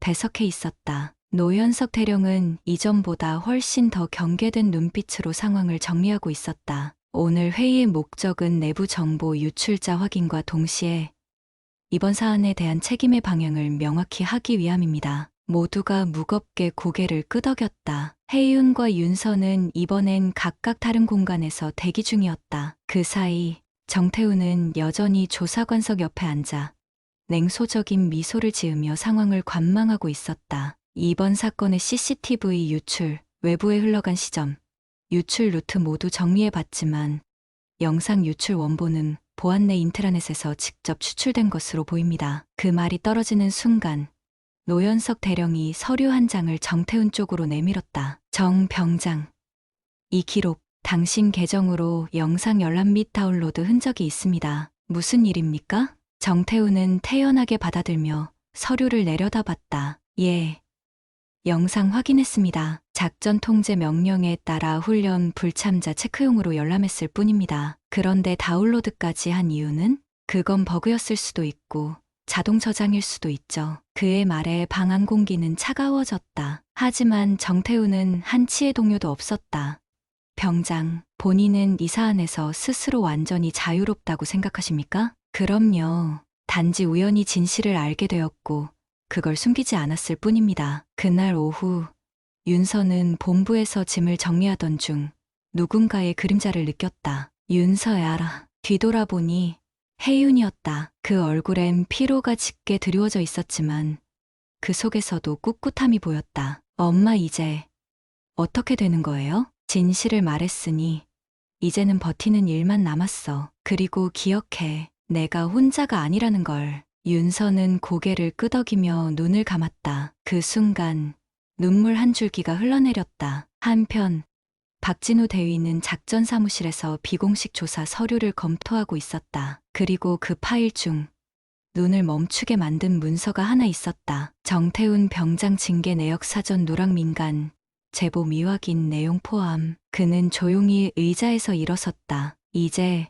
정태훈이 단순한 문제 제기를 넘어선 위협이라는 사실이 점점 명확해지고 있었다. 이대로 두면 안 되겠군요. 박태위는 혜윤에게 직접 연락을 시도했다. 그의 목소리는 낮았지만 단호했다. 김중령, 시간이 좀 필요합니다. 누군가 진실을 드러내는데 필요한 증거 찾을 수 있을 것 같습니다. 박태위, 당신 하나가 우리에게 큰 힘이 될 수 있어요. 그날 밤 윤서는 책상 앞에 앉아 작은 수첩을 꺼냈다. 페이지 구석에는 그녀가 훈련소 시절부터 써왔던 메모들이 가득했다. 그 중 한 줄이 그녀의 눈에 들어왔다. 나를 부끄러워하지 않겠다. 그게 내가 엄마를 지키는 방식. 윤서는 조용히 수첩을 덮고 스탠드를 끄며 속으로 말했다. 엄마, 난 끝까지 당신 딸로 남을 거예요. 그 밤은 조용했지만 그 조용함은 전쟁 전의 고요함 같았다. 다음 날 아침 회의실에는 다시 한번 엄중한 공기가 감돌고 있었다. 이번에는 군 법무참모단까지 참석했고 회의실 문은 이례적으로 안에서 걸어 잠긴 채 열리지 않았다. 윤서는 복도에서 대기하며 숨을 고르고 있었다. 가슴 한가운데가 조여드는 듯한 압박감 속에서 그녀는 손바닥으로 허벅지를 꽉 움켜쥐었다. 눈앞이 흐릿했지만 멈출 수 없었다. 이젠 도망칠 수 있는 길은 없었고 오히려 맞서야만 했다. 그때 문이 열렸다. 노현석 대령이 윤서를 불렀다. 윤서 이등병, 들어오세요. 회의실 안은 조용했다. 그녀가 문을 닫자마자 시선들이 일제히 쏟아졌다. 군 법무참모, 보안 담당 장교, 그리고 중앙정보조사단 소속의 장교까지 참석해 있었다. 노 대령이 무표정하게 말했다. 현재 윤서 이등병은 신상 허위 보고 및 내부 보안 규정 위반 혐의로 조사 대상에 있습니다. 다만 그 순간 문이 다시 열리며 박진우 대위가 들어섰다. 그의 손에는 두꺼운 파일이 들려 있었고 얼굴에는 분노와 결의가 동시에 서려 있었다. 잠시만 발언권을 주십시오. 노 대령이 눈을 가늘게 뜨며 물었다. 무슨 내용입니까? 본 조사의 방향성을 완전히 바꿔야 할 결정적 증거입니다. 그가 내민 파일 속에는 정태훈 병장의 징계, 누락 관련 문서와 과거 여군 대상 성희롱 문제로 민간 제보가 있었던 사실이 명시되어 있었다. 그리고 그 사건을 내부 고발자가 고소하려 했으나 정태훈의 삼촌이 군수처 고위 간부였던 이유로 조용히 덮였다는 내부 보고 문서까지. 방 안의 공기가 얼어붙었다. 정태훈은 의자에서 일어났다. 이건 조작입니다. 저에 대한 음해예요. 증거가 있습니다. 박진우는 흔들림 없는 목소리로 말했다. 이 문서뿐만 아니라 정 병장이 과거 해당 사건 당시 배속된 중대에서 강제 전출된 기록까지 확보되어 있습니다. 그리고 CCTV 유출 역시 정 병장이 근무한 시점과 정확히 일치합니다. 정태훈은 더 이상 말이 없었다. 그의 얼굴이 일그러지며 턱이 덜덜 떨렸다. 노현석 대령이 조용히 입을 열었다. 정 병장, 당신은 즉시 업무 정지 조치합니다. 별도의 군사경찰 조사에 따르십시오. 윤서는 그 모습을 숨죽여 지켜보고 있었다. 마음속 깊은 곳에서 처음으로 안도의 감정이 피어오르려 할 때. 하지만 노현석 대령이 말을 이었다. 윤서 이등병 역시 규정 위반에 대한 내부 심의를 피할 수 없습니다. 그 말에 윤서의 어깨가 움찔 떨렸다. 윤서는 김혜윤 중령과의 관계를 은폐한 사실은 분명하며 이는 군 내 동등한 규율 적용을 방해한 행위입니다. 그 순간 혜윤이 자리에서 일어섰다. 정복 위에 걸친 명찰이 묵직하게 흔들렸다. 그 모든 책임 제가 지겠습니다. 모두가 숨을 삼켰다. 딸을 보호하고 싶었습니다. 제 딸은 신병 교육 기간 내내 외부와 단절된 상태에서 아무것도 할 수 없었습니다. 관계를 드러냈다면 딸은 다른 이유로 낙인 찍혔을 것이고 저는 군 내부에서 제 자리를 잃었겠죠. 그녀의 목소리는 담담했지만 속에는 분노와 죄책감이 함께 담겨 있었다. 저는 아이를 버리고 싶지 않았습니다. 단지 지키고 싶었습니다. 그때 윤서가 나섰다. 아닙니다. 그건 엄마가 아니라 제가 한 선택입니다. 그녀는 혜윤을 똑바로 바라보았다. 떨리는 눈동자 너머 눈물 한 줄기가 흘렀다. 그날 체력 단련장 뒤편에서 전 먼저 말했어요. 엄마, 그냥 모른 척하고 살자고 숨기자고 제안한 건 저였어요. 박진우가 그녀를 지켜보다 조용히 말을 이었다. 지금 우리에게 필요한 건 군이라는 조직 안에서 사람을 지키는 규율입니다. 규정이 아니라 인간을 위한 정의. 모두가 말없이 그를 바라봤다. 노현석 대령은 고개를 숙이고 눈을 감았다. 이 사안은 상부로 보고 후 후속 조치를 정하겠습니다. 단 현재까지의 사실관계는 보고서에 그대로 명기할 예정입니다. 회의가 끝났다. 문이 열리자 윤서는 무겁게 숨을 내쉬며 복도로 나왔다. 마치 폐허를 빠져나온 사람처럼. 그때 혜윤이 조용히 다가와 딸의 손을 살짝 잡았다. 윤서는 마주 보지도 않은 채 말했다. 무서웠어요. 하지만 엄마가 있어서 안 무서웠어요. 혜윤은 고개를 끄덕이며 조용히 딸의 등을 감쌌다. 그 순간 한 점 눈물이 혜윤의 턱끝에서 떨어졌다. 모든 싸움은 끝난 게 아니었다. 하지만 오늘 하루만큼은 서로를 지킨 날이었다. 며칠 뒤 정태훈 병장은 군사경찰에 의해 구속된 상태로 조사를 받고 있었다. 조사가 이뤄지는 헌병대 신문실은 창문 하나 없이 고요했다. 하지만 그 정적 속에서 정태훈은 껄껄 웃고 있었다. 내가 왜 여기 있어야 하지? 그냥 말 한마디 했을 뿐인데. 조사관은 표정 하나 바꾸지 않고 말했다. 당신이 말한 그 한마디로 두 사람의 삶이 송두리째 흔들렸습니다. 흔들리긴 누가 흔들려요?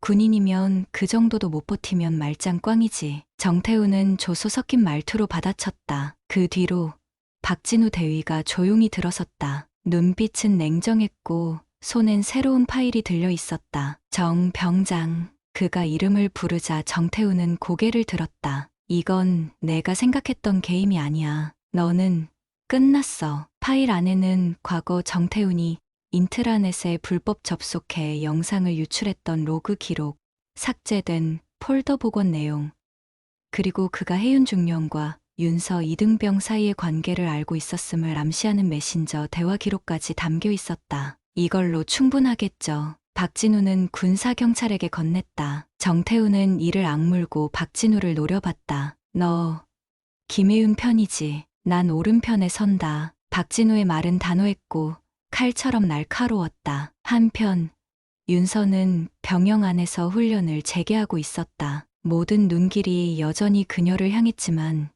이제는 겁나지 않았다. 오히려 담담했다. 강한 척하는 게 아니라 강해진 것이었다. 점심 식사 시간이 지나고 그녀는 천천히 생활관으로 걸어가고 있었다. 그때 후임 한 명이 조심스럽게 다가왔다. 이등병 윤서 선배님, 잠깐 말씀드릴 게 있어요. 윤서는 걸음을 멈췄다. 후임은 주춤거리며 입을 열었다. 저 사실 저희 생활관 안에 정 병장한테 이상한 얘기 들은 애들이 몇 명 있었어요. 그게 진짜인지 몰랐지만 이제 생각해보니 다 일부러 퍼뜨린 것 같아요. 윤서는 고개를 끄덕이며 조용히 말했다. 그 얘기 부대장에게 정식 보고해. 증언도 남기고. 네, 죄송합니다. 그땐 무서워서 아무 말 못했어요. 괜찮아.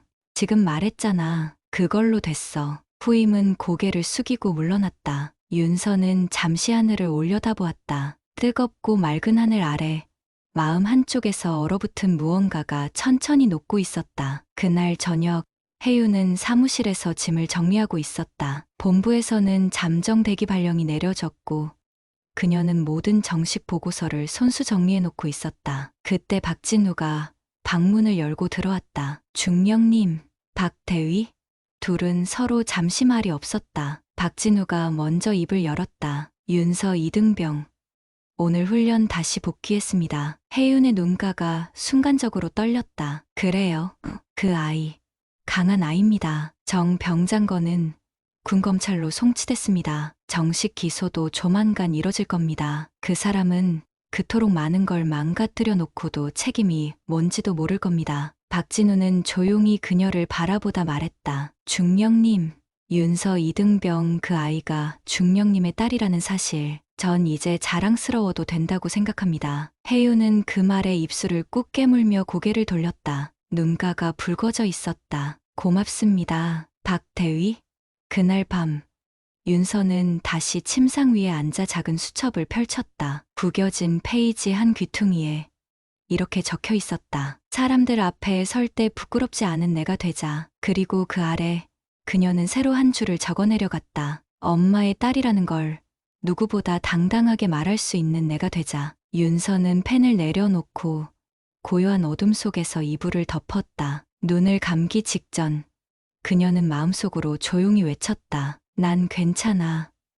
이젠 진짜 괜찮아. 하지만 그녀도 몰랐다. 이 고요함 뒤에 더 큰 시련이 기다리고 있다는 것을. 정태훈 병장의 구속 소식은 부대 전체를 흔들었다. 헌병대 본부에서는 사건의 파장이 일파만파로 번지자 고위급 내부 조사단이 파견되었고 각 중대는 긴장 상태에 돌입했다. 그날 오후 윤서는 훈련을 마치고 복귀하던 중 예기치 않게 중대장실로 호출되었다. 문을 열고 들어가자 방 안에는 노현석 대령이 앉아 있었다. 그의 표정은 평소보다 훨씬 굳어 있었고 책상 위에는 보고서 두세 장이 겹쳐 놓여 있었다. 윤서 이등병.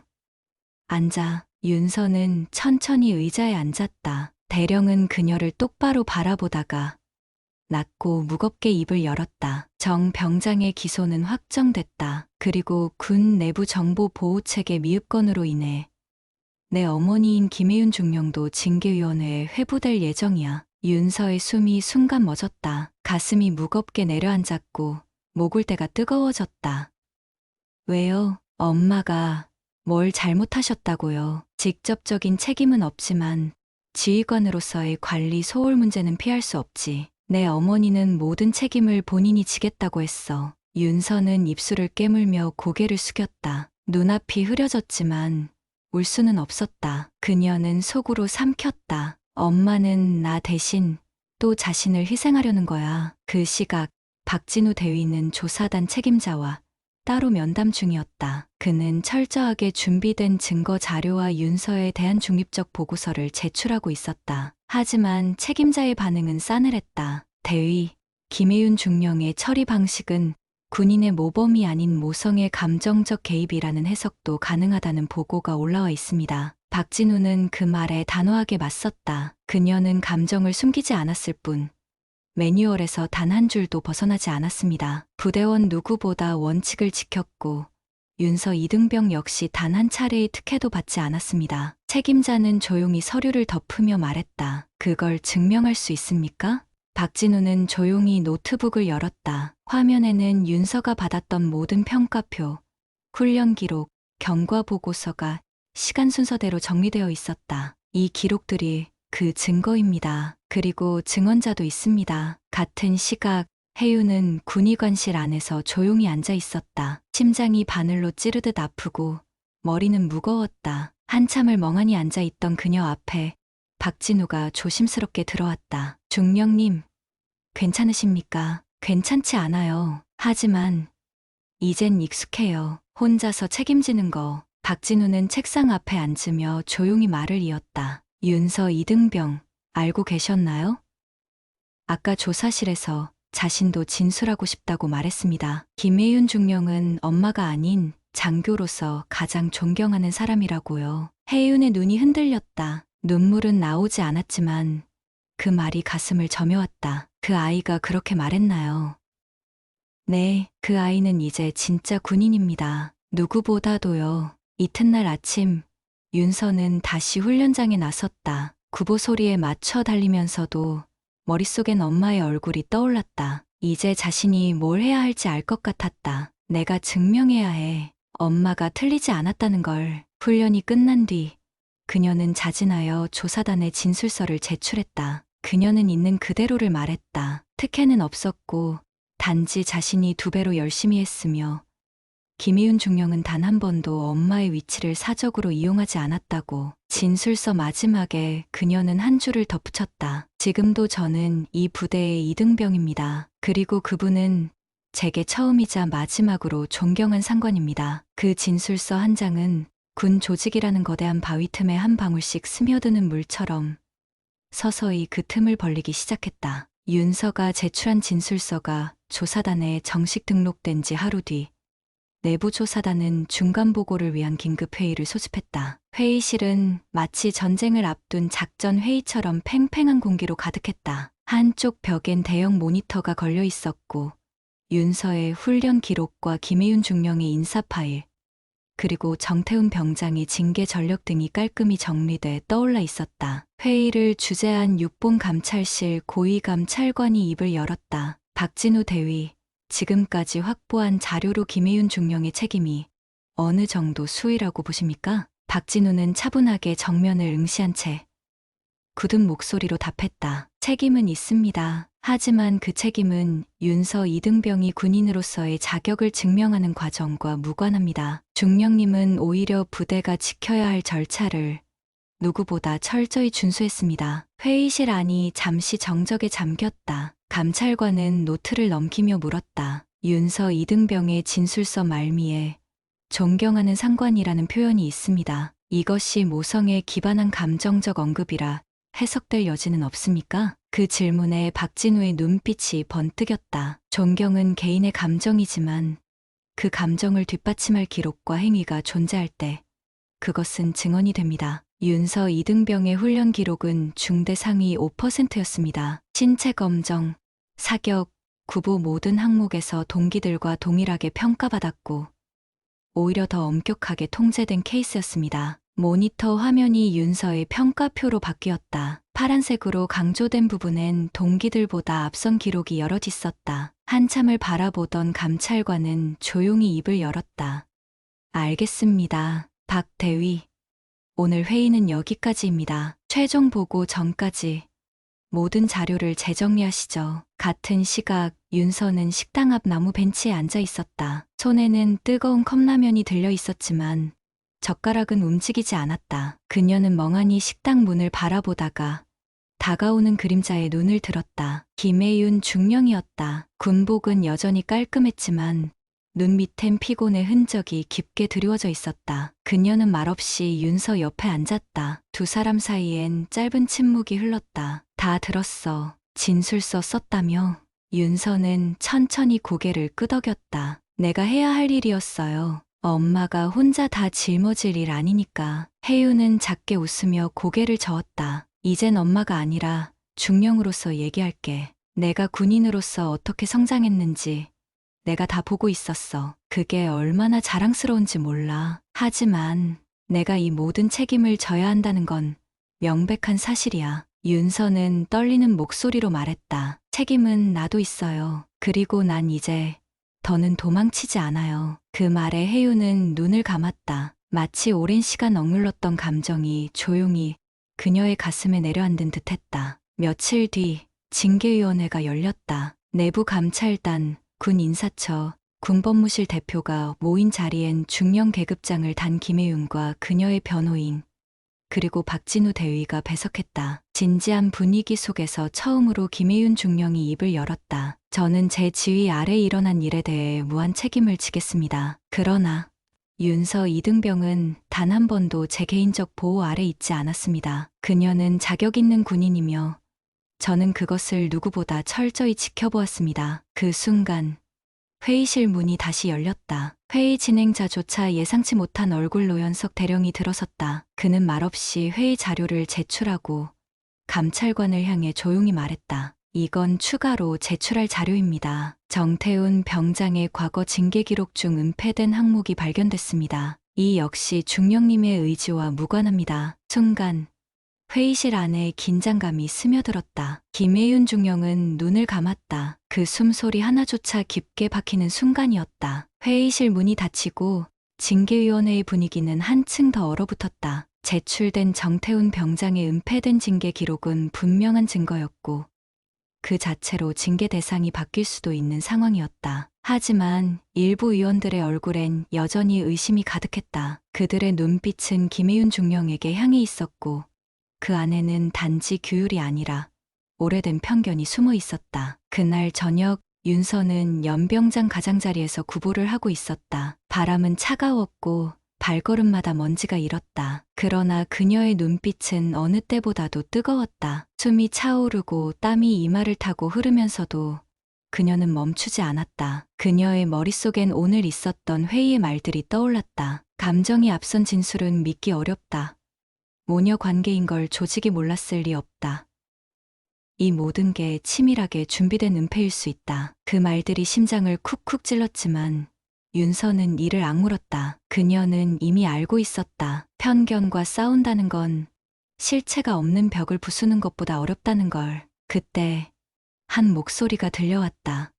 윤서, 뒤를 돌아보니 혜윤이 서 있었다. 그녀 역시 구보 복장이었다. 모녀는 한참 동안 서로를 바라보다가 혜윤이 먼저 말을 꺼냈다. 한 바퀴 같이 뛸까?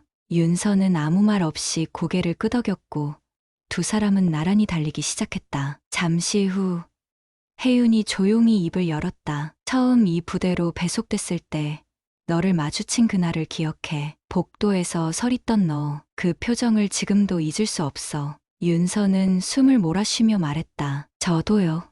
그날 이후로 매일 달라졌어요. 엄마가 아니라 상관으로 보는 눈빛도, 또 그 눈빛을 이해하려 애쓰는 제 마음도요. 바람이 두 사람의 머리카락을 흩날렸다. 발걸음은 무겁고 고단했지만 대화는 점점 더 깊어졌다. 나는 미안했어. 엄마라는 이유로 너를 더 지켜주지 못해서, 그저 지켜보는 것밖에 할 수 없어서. 윤서는 잠시 멈춰서며 숨을 크게 들이켰다.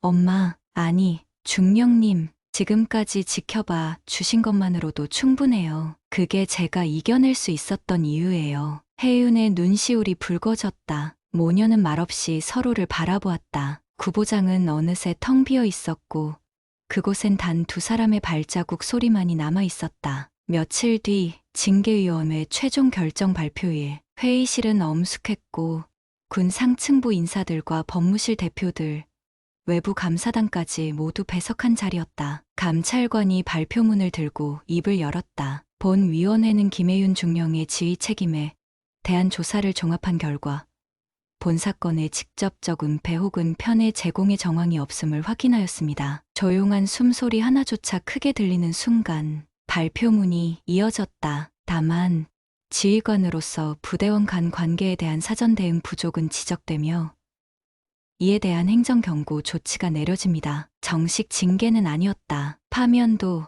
감봉도 없었다. 혜윤은 가볍게 눈을 감았다. 박진우는 자리에서 조용히 숨을 내쉬었고 윤서는 밖에서 그 결과를 전해 듣고 하늘을 올려다보았다. 구름이 걷히고 있었다. 그리고 처음으로 그 하늘 아래서 윤서는 진짜 군인으로 자신을 인정받은 느낌이었다. 그날 밤 혜윤은 윤서의 생활관 근처까지 걸어갔다. 퇴근복 차림이었지만 마음속은 여전히 제복을 입고 있는 듯 무거웠다. 윤서가 문 앞에서 기다리고 있었다. 중령님, 그래. 윤서, 두 사람은 잠시 말없이 섰다가 자연스럽게 서로를 안았다. 그 순간 그 어떤 명예나 계급보다 깊은 이해와 존중이 두 사람의 가슴에 단단히 새겨졌다. 새벽 5시, 아직 해도 뜨지 않은 회색빛의 하늘 아래 부대 내 스피커에서 기상음악이 조용히 흘러나오기 시작했다. 하지만 윤서는 이미 잠에서 깨어 침상 위에 걸터앉아 있었다. 그녀의 눈빛은 깊었고 밤새 잠을 이룬 흔적은 거의 없었다. 옆 침상에 누워있던 동기 수민이 몸을 뒤척이다가 윤서를 발견하고 살짝 놀란 듯 물었다. 윤서야, 아직 안 잔 거야? 윤서는 살짝 미소를 지으며 고개를 저었다. 그냥 좀 생각할 게 있어서. 수민은 눈을 비비며 몸을 일으켰다. 위원회 결과 나고 나서 너 엄청 조용해졌어. 괜찮아? 윤서는 숨을 깊이 들이쉬고 천천히 고개를 끄덕였다. 그러곤 조용히 중얼였다. 사람들이 아무 말도 안 해도 뭔가 보는 눈이 바뀐 것 같아. 그게 좀 무서웠어. 수미는 조용히 윤서 옆에 앉아 그녀의 어깨를 가볍게 두드렸다. 그래도 난 널 봤을 때 처음부터 군인 같았어. 중령님 딸이어서 그런 게 아니라 진짜로 지금은 그 누구보다 제대로 된 군인이잖아. 그 말에 윤서는 고개를 떨구며 조용히 웃었다. 잠시 후 스피커에서 점호 준비 방송이 흘러나왔다. 윤서는 침상을 정리하고 복장을 고쳐 입으며 다시 다짐했다. 더 강해지자. 그리고 흔들리지 말자. 점호를 마치고 대대장실에서 호출이 왔다. 윤서는 조용히 정복 상의를 다듬고 문을 두드렸다. 윤서 이등병, 보고합니다. 대대장 정윤철 중령은 고개를 들고 윤서를 바라봤다. 표정은 평소보다 한층 진지했고 책상 위엔 2장의 서류가 올려져 있었다. 들어와라. 너한테 중요한 명령이 하나 떨어졌다. 윤서가 긴장된 얼굴로 고개를 끄덕이자 정중령은 천천히 말을 이었다. 육군본부 교육훈련 사령부에서 차기 여성 간부 후보자 대상 특수교육 연수에 대한 추천 명단이 내려왔다. 내가 1순위에 올랐다. 윤서는 잠시 말을 잃었다. 제가요? 왜 하필 저를? 정중령은 고개를 끄덕이며 서류를 내밀었다. 군 내부 평판, 성적, 징계 이후의 태도 전부 평가됐다. 내 진술서도 내가 보여준 태도도 고위직들 눈에 들어왔어. 이건 내가 단순히 중령님의 딸이기 때문이 아니라 너라는 사람 자체가 가진 무게 때문이야. 윤서는 2손으로 서류를 받아들고 천천히 읽었다. 상단에 적힌 제목은 여군 간부 후보 특별 연수과정 자격 검토 대상자. 그녀는 떨리는 목소리로 말했다. 명 받들겠습니다. 정중령은 잠시 웃다가 고개를 끄덕였다. 훈련은 결코 쉽지 않을 거다. 너를 보는 눈도 더 냉정해질 거야. 하지만 지금 너라면 버틸 수 있을 거라 믿는다. 생활관으로 돌아온 윤서는 침상 위에 조용히 앉아 그 문서를 다시 꺼내 들었다. 그리고 생각했다. 내가 이 자리에까지 온 건 엄마 때문이 아니라 나 때문이야. 내 발로 뛰었고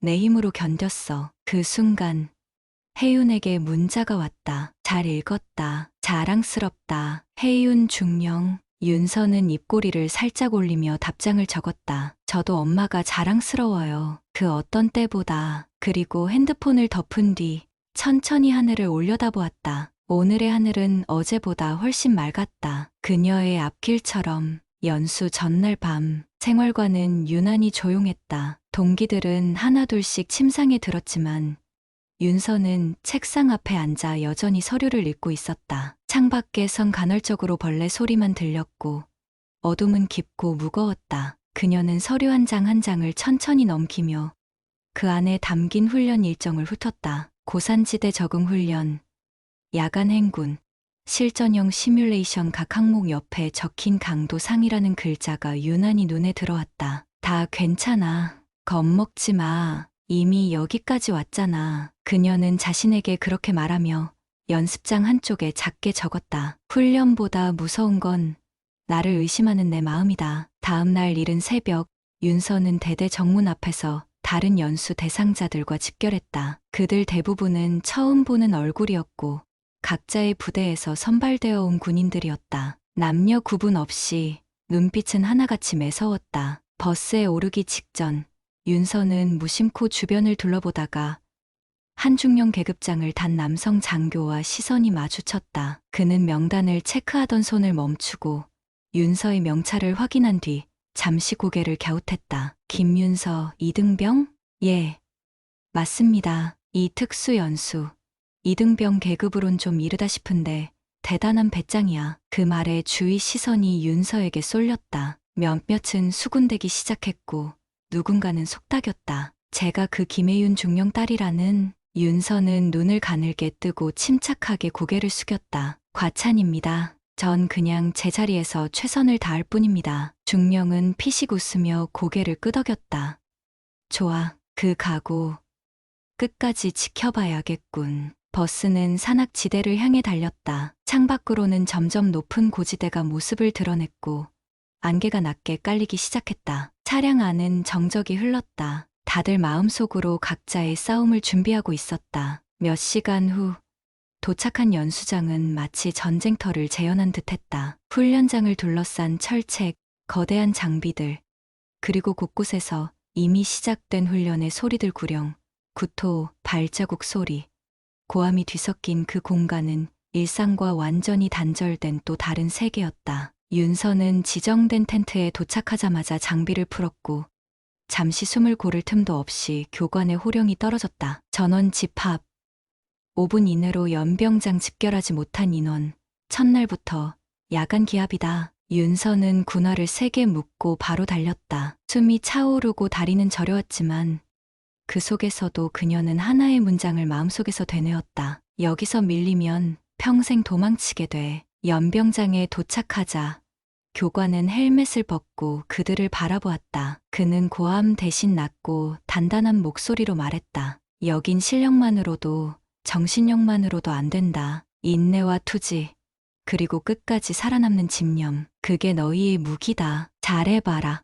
내일부턴 진짜 지옥이 시작된다. 해가 저물기 시작했고 연수생들은 각자 야전 침낭을 펴며 간이 식사를 마쳤다. 윤서는 손등에 묻은 흙을 바라보다가 주머니 속에서 작은 수첩을 꺼냈다. 그 안에는 엄마와 함께 찍은 어릴 적 흑백 사진이 한 장 들어 있었다. 빛바랜 사진 속 군복을 입고 환하게 웃던 엄마와 그 곁에서 손을 꼭 잡고 있던 어린 윤서. 이제는 엄마 옆이 아니라 내 자리에서 싸워야 할 때야. 그녀는 수첩을 가슴 깊이 넣고 눈을 감았다. 멀지 않은 곳에서 나팔 소리가 울렸다. 지옥의 입구에서 윤서는 다시 한번 숨을 깊이 들이쉬었다. 새벽 4시 30분. 공기가 살을 베일 듯 차가웠다. 어둠은 아직 물러가지 않았고 연수장은 비상등과 군용 손전등 빛으로만 명맥을 이어가고 있었다. 연수생들은 두 줄로 정렬되어 숨을 고르고 있었고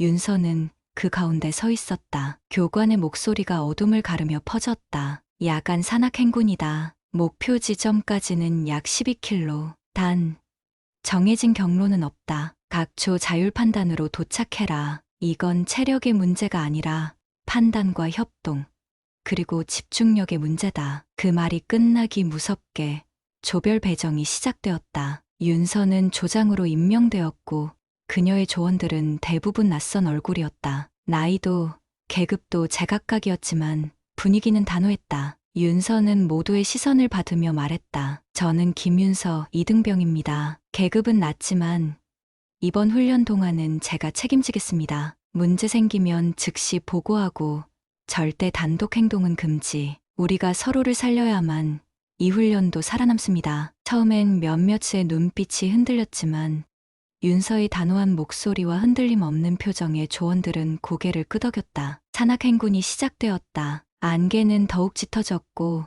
손전등 불빛은 고작 한두 걸음 앞을 비추는 게 전부였다. 비탈길은 진흙으로 미끄러웠고 곳곳엔 울퉁불퉁한 바위와 쓰러진 나무들이 도사리고 있었다. 윤서는 선두에서 한 걸음 한 걸음 조심스럽게 나아갔다. 숨은 턱까지 차올랐고 등에선 땀이 흘러내렸지만 절대 멈추지 않았다. 뒤따르던 한 조원이 미끄러져 넘어지자 윤서는 곧바로 돌아와 손을 내밀었다. 괜찮습니까?